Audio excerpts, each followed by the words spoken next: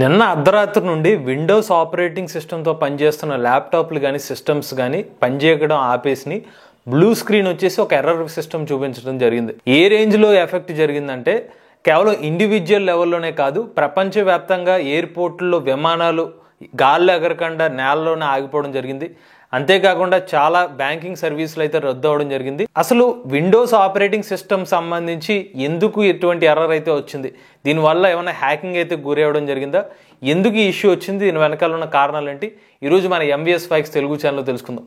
నమస్తే, నేను మీ కృష్ణ చైతన్య మండేలో, మీరు చూస్తున్నారు ఎంవీఎస్ ఫైక్స్ తెలుగు. సరిగ్గా నిన్న అర్ధరాత్రి 1:30 నుండి దాదాపుగా 2 గంటల ప్రాంతం నుంచి నేను కూడా నిన్న మైక్రోసాఫ్ట్ సంబంధించిన ఎక్సెల్ ఓపెన్ చేయడం జరిగింది. ఎక్సెల్ ఓపెన్ చేస్తే ఫైల్ సేవ్ చేస్తుంటే సేవ్ అవ్వట్లేదు అనమాట, ఒక ఎర్రర్ వచ్చిందని చెప్పింది.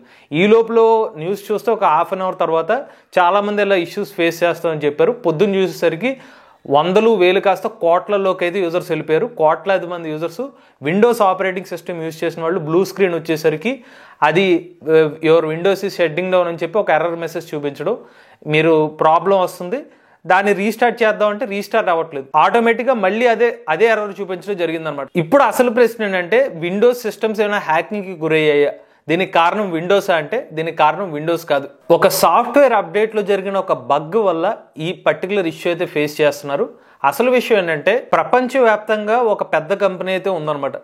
ఆ కంపెనీ ఏం చేస్తుందంటే ఆపరేటింగ్ సిస్టమ్స్కి కానీ పెద్ద పెద్ద కంపెనీస్కి పెద్ద పెద్ద సంస్థలకి సైబర్ సెక్యూరిటీ సంబంధించిన యాంటీవైరస్ని అయితే సప్లై చేస్తుంది. ఆ కంపెనీ పేరే క్రౌడ్ స్ట్రైక్. ఈ క్రౌడ్ స్ట్రైక్ కంపెనీ వాళ్ళు వివిధ రకాల ఆపరేటింగ్ సిస్టమ్స్కి మైక్రోసాఫ్ట్ వంటి కంపెనీకి సైబర్ సెక్యూరిటీ సంబంధించిన యాంటీవైరస్ని ఆఫర్ చేస్తారు, లేదంటే బ్యాంకింగ్ సెక్టర్ కానీ ఫైనాన్స్ రంగం కానీ విమాన సంస్థలకి ఇలా వాళ్ళ పర్సనల్గా వాడుకునే కంప్యూటర్స్ కూడా వీళ్ళు యాంటీవైరస్ సర్వీస్ని అయితే ఆఫర్ చేస్తారు అనమాట. ఈ క్రౌడ్ స్ట్రైక్ వాళ్ళది ఫాల్కన్ అనే ఒక యాంటీవైరస్ సాఫ్ట్వేర్ అయితే ఉంది. ఇది చాలా popular antivirus software. Already Windows సంబంధించిన ఆపరేటింగ్ సిస్టమ్కి సైబర్ సెక్యూరిటీ సర్వీసెస్ కోసం ఈ క్రౌడ్ స్ట్రైక్ కంపెనీ వాళ్ళతో టైఅప్ అవడం జరిగింది.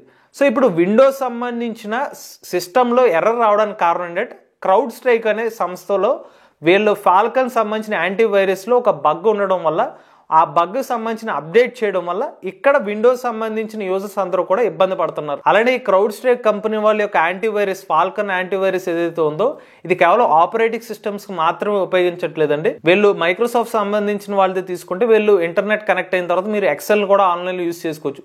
వీళ్ళ వన్ డ్రైవ్ అనేది ఉంటుంది. సో ఈ వన్ డ్రైవ్ అనే ఆన్లైన్లో ఉన్న దానికి కూడా వీళ్ళు సైబర్ సెక్యూరిటీని యూజ్ చేస్తున్నారు.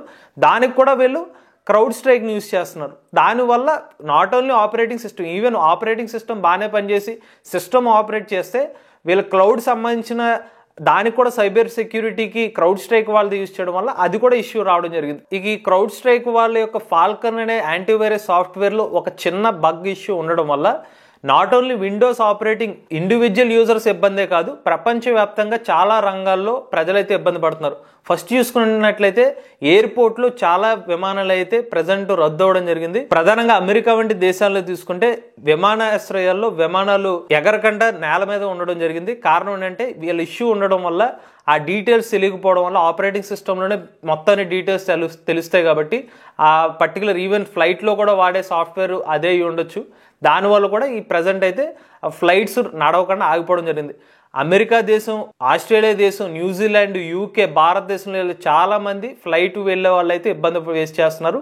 మన భారతదేశంలో కొంతమందికి అయితే బోర్డింగ్ పాస్ ఇచ్చేటప్పుడు జనరల్గా డిజిటల్ సంబంధించిన బోర్డింగ్ పాస్ మనకు ప్రింట్అవుట్ వచ్చేస్తుంది. ఆ ప్రింట్అవుట్ కాకుండా ఇప్పుడు పెన్తో రాస్తున్నారు first time.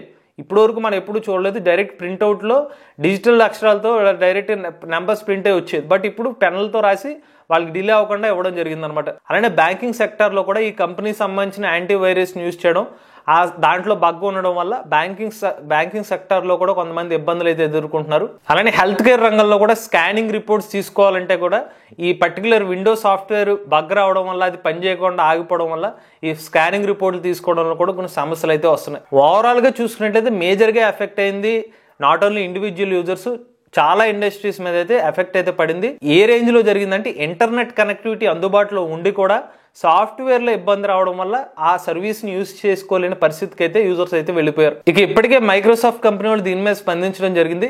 Crowd strike company వాళ్ళతో మాట్లాడినట్టుగా చెప్తున్నారు. ఆ అప్డేట్ ఆల్మోస్ట్ పూర్తయిందని చెప్తున్నారు. ఎవరు కూడా భయపడాల్సిన పని లేదు. ఇదేమీ సెక్యూరిటీ బ్రీచ్ ఏమీ కాదు, ఏమీ సైబర్ అటాక్ లాంటిది ఏమీ జరగలేదు. ఒక బగ్ రావడం వల్లే ఈ ఇష్యూ అయితే ఫేస్ చేస్తున్నారని చెప్తున్నారు. సాధ్యమైనంత త్వరగా దీన్ని రిజాల్వ్ చేస్తామని అయితే చెప్తున్నారు. చాలా మంది ఫాస్ట్ గానే రిజాల్వ్ అవుతుందని చెప్తున్నారు కాబట్టి టైం లైన్ అయితే క్లియర్ గా అయితే మెన్షన్ చేయలేదు. బట్ యూజర్స్ అయితే గుర్తు పెట్టుకోవాల్సింది ఏంటంటే ఇది అందరూ ప్రపంచవ్యాప్తంగా కోట్లాది మంది యూజర్స్ అయితే ఫేస్ చేస్తున్నారు. మీరొక్కళ్ళే ఈ ఇష్యూ అయితే ఫేస్ చేయట్లేదు. ఫాస్ట్ గానే ఇది రిజాల్వ్ అయ్యే అవకాశం అయితే ఉంటుంది. ఇది సైబర్ అటాక్ అయితే కాదని కంపెనీ వాళ్ళు అయితే చెప్తున్నారు. ఇటువంటి లేటెస్ట్ ఇంట్రెస్టింగ్ కంటెంట్ కోసం MVS Facts Telugu channel subscribe చేసుకోండి.